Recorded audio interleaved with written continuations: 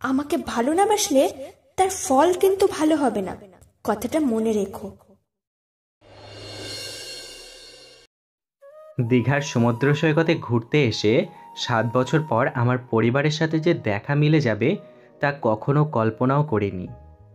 আমার সম্মুখে আমার বাবা মা ছলছল দৃষ্টিতে আমার দিকে তাকিয়ে আছে, আর তাদের সঙ্গে আমার দিদিও আছে। এত বছর পর তাদের দেখে যেন বাকশক্তি হারিয়ে ফেলেছি আমি। মুখ থেকে কোনো শব্দ উচ্চারণ করতে পারছি না, শুধু চোখের কোণে জল এসে ভিড় করেছে। আর আমি হাতের উল্টো পাশ দিয়ে সেই জলগুলোকে বের হওয়ার আগে মুছে তাদের পাশ কাটিয়ে চলে যেতে লাগলাম, কেননা তাদের সঙ্গে আমার কোনো সম্পর্ক নেই বললেই চলে। আপনারা হয়তো ভাবছেন বাবা মার সঙ্গে সম্পর্ক নেই মানে কি, এটা আবার কেমন কথা? এটা যদি আপনারা ভেবে থাকেন তাহলে আপনাদের পুরো ঘটনাটা ক্লিয়ারভাবে খুলে বলছি, শুনুন। আমি রাজ, মা বাবার তৃতীয় সন্তান। মানে আমার একজন দাদা ও একজন দিদি আছে। আর বাবা কলেজ মাস্টার, মা গৃহিণী। সব দিক থেকে ভালোই চলছিল। হঠাৎ আমার ভালো থাকার কাল হয়ে এলো আমার মামাতো বোন মিমি।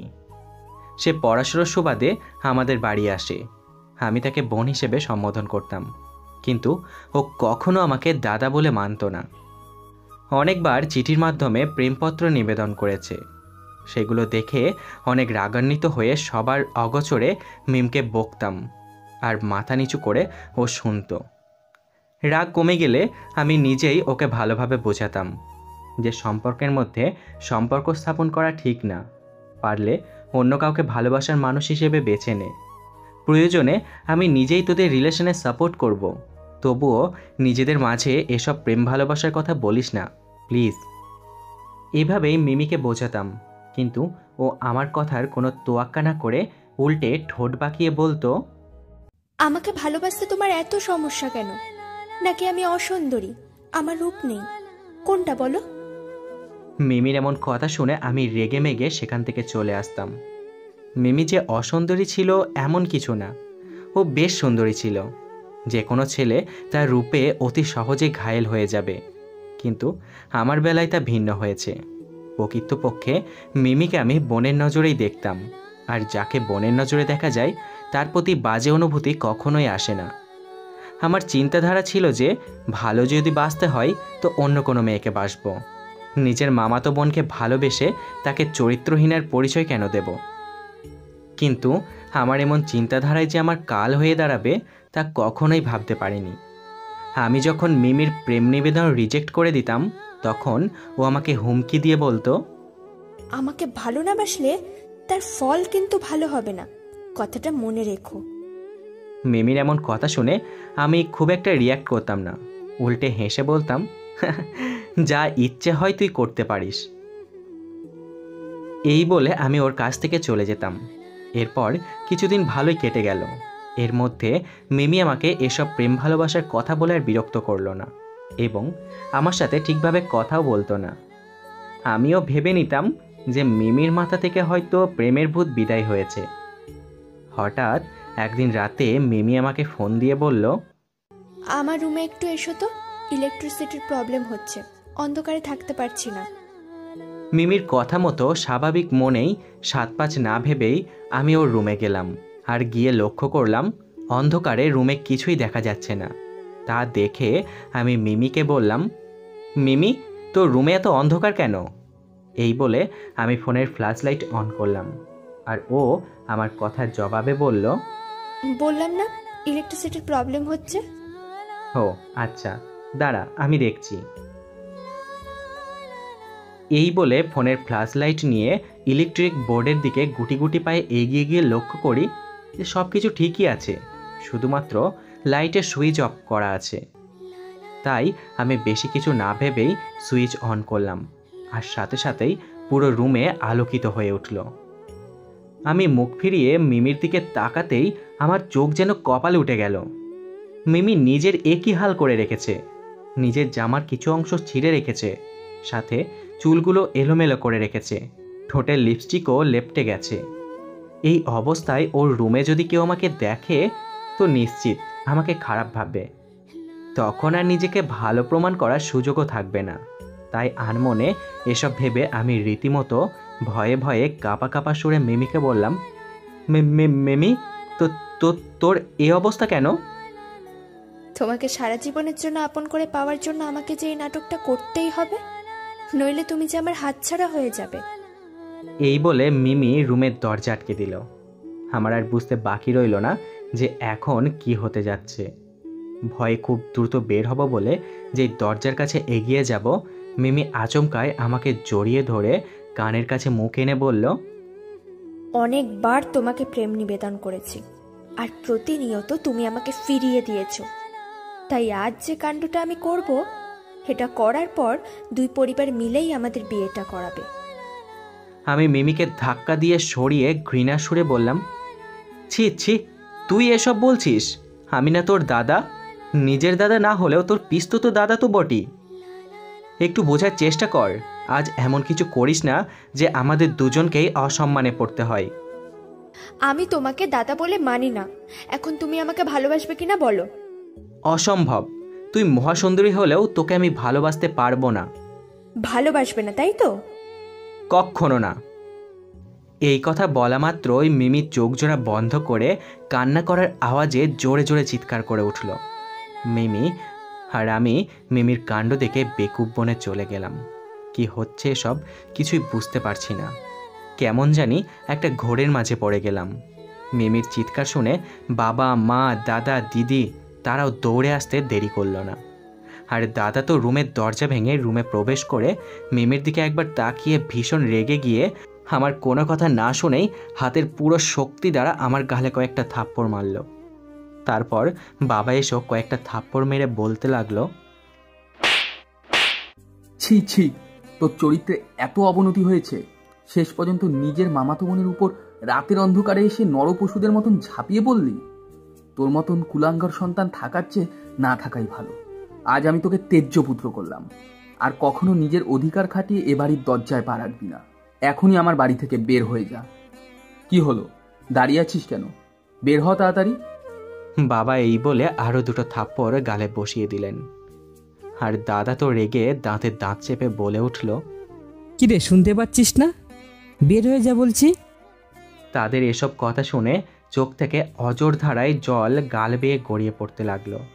বকাবকি শুধুমাত্র মা আর দিদিই করল না, তাদের দিকে একবার তাকাতেই তারা মুখ ফিরিয়ে নিল। একবার মিমির দিকে তাকালাম, ও অনুশোচনায় মাথা নিচু করে ফেলল। হয়তো এমনটা হয়ে যাবে মিমি কখনোই ভাবেনি। ভেবেছিল ছোট একটা নাটক করবে, তারপর হয়তো দুই পরিবার মিলে বিয়ের সিদ্ধান্ত নেবে। এমনটা ভেবেই হয়তো মিমি এই জঘন্য নাটকটা করেছিল। কিন্তু সেরকম কিছুই হলো না। মাঝখান থেকে মিমির জন্য আমাকে তেজ্যপুত্র হতে হলো। এখন সারা জীবনের জন্য এই বাড়ি আমাকে ত্যাগ করতে হবে। ব্যাস, সেই দিনই বাড়ি থেকে বের হয়ে চলে এসেছিলাম। আর আজ 7 বছর পর দীঘার সমুদ্র সৈকতে তাদের সঙ্গে আবারও দেখা হলো। নিজ পরিবারের সঙ্গে 7 বছর পর আমার দেখা, অথচ আজ তাদের দেখেও আমার স্ত্রী তিন্নিকে নিয়ে আমি চলে যাচ্ছি। বাবা আমাকে দেখে চোখের জল ছেড়ে দিল। মা নিজের আবেগকে সামনে রাখতে পারল না, আমার সামনে এসে কান্না জড়িত কণ্ঠে বলে উঠল, বাবা কেমন আছিস? এতদিন কোথায় ছিলি? আমার কথা কি তোর মনে নেই? মার কান্না জড়িত কণ্ঠ শুনে অশ্রুগুলো যেন খুব দ্রুতই চোখের কোণে এসে ভিড় করল। দিদিও খুশি হয়ে বলল, ভাই তুই কেমন আছিস? আমি নিজেকে যথেষ্ট স্বাভাবিক রেখে বললাম, হ্যাঁ বেশ ভালোই আছি। বাবা আমার কথা কি তোর মনে পড়ে না? মনে পড়লে বা কি যায় আসে? তেজ্য সন্তানদের তাদের আপনজনদের কাছে যাওয়ার কোনো অধিকার নেই। থাকলে অবশ্য সেই দ্বিধা ভেঙে যেতাম। তোর সঙ্গে এই মেয়েটা কে রে বাবা? ও আমার স্ত্রী তিন্নি। আমাদের ছাড়াই তুই বিয়েটা করে ফেললি? সম্পর্ক ঠিক থাকলে অবশ্যই জানাতাম। যা হবার তা তো হয়েছেই। এবার বৌমাকে নিয়ে তুই বরং বাড়ি ফিরে আয়, আমরা সবাই একসঙ্গে থাকবো। বাবা আমাকে তেজ্যপুত্র না করলে অবশ্যই ফিরে যেতাম, কিন্তু এখন তা আর সম্ভব না। এখানে আমি তিন্নিকে নিয়ে বেশ ভালোই আছি। ভাই আর না করিস না প্লিজ, অতীত ভুলে আবার বাড়ি ফিরে আয়। যেখানে বাবাই আমাকে তেজ্যপুত্র করেছে সেই বাড়িতে কোন অধিকার নিয়ে যাব? তাছাড়া সেদিন বাবা আমাকে তেজ্যপুত্র করে নিজের মুখে বলেছে যে কখনো যেন ওই বাড়ির ছেলের অধিকার কাটিয়ে ফিরে না যায়।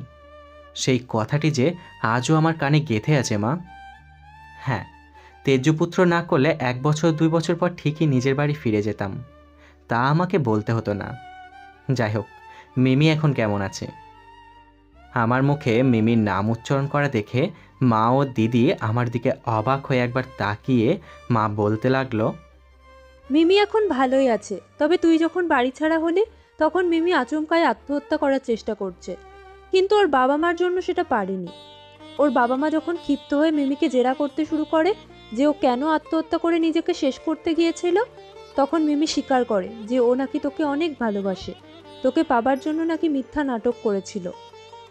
এ কথা তোর বাবা যখন জানতে পারলো তখন আমরা সবাই তোর কথা ভেবে কান্না করেছি। আমার থেকে তোর বাবা অনুশোচনায় বেশি কান্না করেছে। তোকে দেখে এখনো কান্না করছে, কিন্তু তোর সামনে আসতে পারছে না। আমি নিশ্চুপ হয়ে থাকলাম। আর দিদি বলল, মার কথাগুলো তো শুনলি, এবার নয় বাড়ি ফিরে চল। না রে, বেঁচে থাকতে আর তোদের বাড়ি যাব না। আচ্ছা, বাদ দে সেসব কথা। আর দাদাকে তো দেখছি না, ও কোথায়? দাদার বৌদি আমাদের রেখে একটু দূরে ঘুরতে গিয়েছে, এখনই চলে আসবে হয়তো। মা ও দিদির সঙ্গে একটু গল্প করতে লাগলাম, আর তারা জানতে চাইলো বাড়ি থেকে চলে আসার পর কোথায় থাকলাম, প্রথমে কার কাছে থেকেছি, কিভাবে চলেছি, তিন্নিকে বিয়ে করা নিয়ে সব কিছু ওদের খুলে বললাম। এভাবেই অনেকক্ষণ প্রায় তাদের সঙ্গে কথা বললাম, কিন্তু বাবা আমার সামনে আসতে পারল না। দূর থেকেই মাথা নিচু করে চোখের জল ফেলছে, হয়তো অনুশোচনায় আসতে পারছে না। তারপর আমি বিদায় নেওয়ার জন্য মাকে উদ্দেশ্য করে বললাম, মা, এবার তাহলে আমি আসি। তুই এখন আমার সঙ্গে আমাদের বাড়ি যাবি? প্রয়োজন হলে ঘুরতে যাওয়া বাদ দিয়ে দেব। সেটা কি আর সম্ভব গো মা? অসম্ভবের কি আছে, এবার থেকে বৌমাকে নিয়ে আমাদের সঙ্গে ওই বাড়িতেই থাকবি। সেটা সম্ভব না, এখানে আমার কর্মজীবন সেট আপ করে নিয়েছি, সুতরাং তোমাদের ওখানে যাওয়ার কোনো প্রশ্নই আসে না। বাবা, এমন কথা মুখে আনিস না। প্রয়োজনে তোর জন্য আলাদা বাড়ি করে দেব, তবুও তুই আমাদের সঙ্গে চল। যদি তোমরা আমার জন্য রাজপ্রাসাদও বানিয়ে দাও, তারপরেও তোমাদের ওখানে যাওয়া আমার পক্ষে সম্ভব না। যদি আমাকে দেখতে ইচ্ছা হয় তো তোমরা আমার বাড়ি এসে দেখে যেতে পারো, কোনো সমস্যা নেই। আচ্ছা, এইবার আসছি। এই বলে আমি তিন্নির হাত ধরে ওখান থেকে চলে আসার জন্য পা বাড়াবো, এমন সময় বাবা আমার সামনে এসে দাঁড়িয়ে অশ্রুমেশা চোখ নিয়ে বলল, বাবা, তোর যদি আমার বাড়িতে থাকতে সমস্যা হয় তো তোর জন্য আমি আলাদা বাড়ি করে দেব। বৌমাকে নিয়ে তুই ওখানেই থাকতে পারিস, তবুও এভাবে এত দূরে সরে থাকিস না। বাবার কথায় কেন জানি না কান্না চলে এসছে, তাও আমি নিজেকে বেশ সংযত রেখে বললাম, আমি যেখানেই আছি বেশ ভালোই আছি। আপনার অর্থ সম্পত্তির ওপর বিন্দুমাত্র আশাবাদী আমি নই।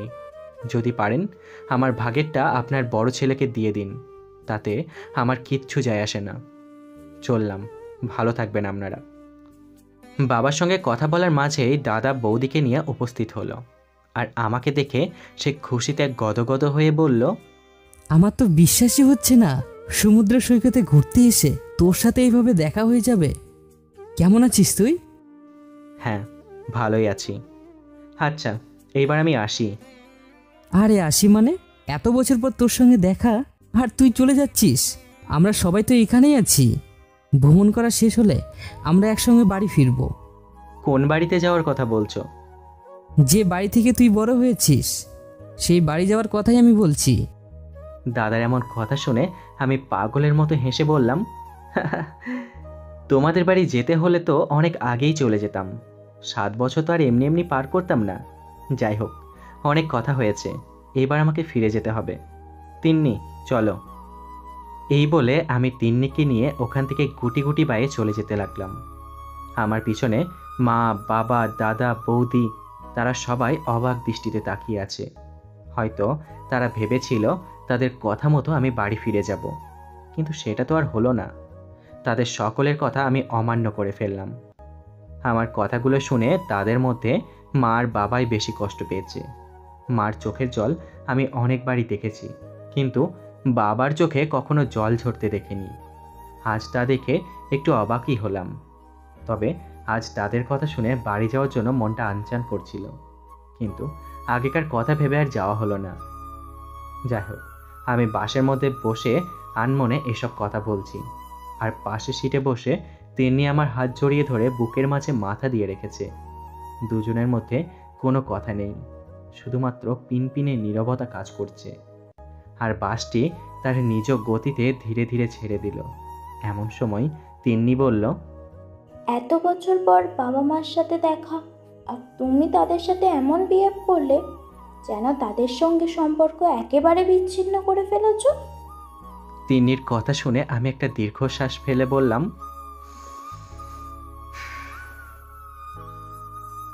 আমি তো আর ইচ্ছে করে সম্পর্ক বিচ্ছিন্ন করিনি। বাবাই তো রেগে গিয়ে আমাকে তেজ্যপুত্র করে বাড়ি থেকে বের করে দিয়েছে। আমার জীবনের গল্প তো তোমাকে নতুন করে আর বলতে হবে না, তুমি তো সবই জানো। হ্যাঁ, সেসব ঠিক আছে, তারপরও আজ তাদের সাথে একটু ভালোভাবে কথা বলতে পারতে, তা না করে উল্টে তাদের কষ্ট দিয়ে আঘাত করে কথাগুলো বললে। এখন নিশ্চয়ই ওনারা কান্না করছেন। আমি নিশ্চুপ হয়ে রইলাম, আর বাসটা তার আপন গতিতে চলতে শুরু করলো। আর এইদিকে তিন্নি আমাকে বকতে লাগলো। তিন্নির বকাগুলো আমি নীরবে শুনছি, কারণ ওর কথার উত্তর আমার জানা নেই। তবে এ জীবনে বেঁচে থাকতে আর কখনো আমি ওই বাড়ির চৌকাঠে পা রাখবো না। তো বন্ধুরা, আজকের এই গল্পটি তোমাদের কেমন লাগলো অবশ্যই কমেন্ট করে জানাতে ভুলবে না। গল্পটি ভালো লেগে থাকলে অবশ্যই লাইক করে গল্পটিকে শেয়ার করো তোমাদের বন্ধুদের সাথে। আর এরকম গল্প আরও শুনতে আমাদের চ্যানেলটিতে এখনই সাবস্ক্রাইব করে নাও, যাতে নতুন গল্প আপলোড হওয়া মাত্রই তার নোটিফিকেশান তোমাদের কাছে পৌঁছে যায়। তো আজকের মতো এইটুকুই, ফিরে আসবো আরেকটা নতুন গল্পের সাথে। ততক্ষণ সবাই ভালো থেকো এবং সুস্থ থেকো, আর অবশ্যই সব সময় আমাদের চ্যানেলের সাথেই থাকো। Good night.